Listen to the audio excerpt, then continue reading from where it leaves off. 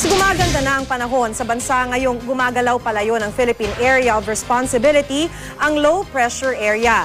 Ito po yung nagdala ng walang tigil na pag-ulan sa Metro Manila kahapon.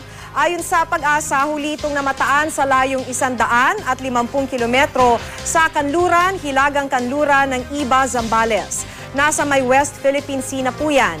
Inaasahang magdadala pa ito ng kalat-kalat na pag-ulan sa Hilaga at Gitnang Luzon. Magiging mas malawak naman ang pag-ulan sa kanlurang bahagi ng Luzon. Ito rin ang makikita sa datos na nakalap ng Weather Central. Pero bukas, magiging mas maulan sa may gitnang bahagi ng Luzon. Mababawasan naman ang ulan sa kanlurang bahagi nito. Base pa rin sa datos na nakalap ng Weather Central, magiging mas maalon sa may dulong Hilagang Luzon. Ayon sa Pag-asa, dahil po yan sa hanging habagat. Kaya naman payo nila sa mga gagamit ng maliliit na fishing vessels, iba yung pag-iingat sa paglalayag.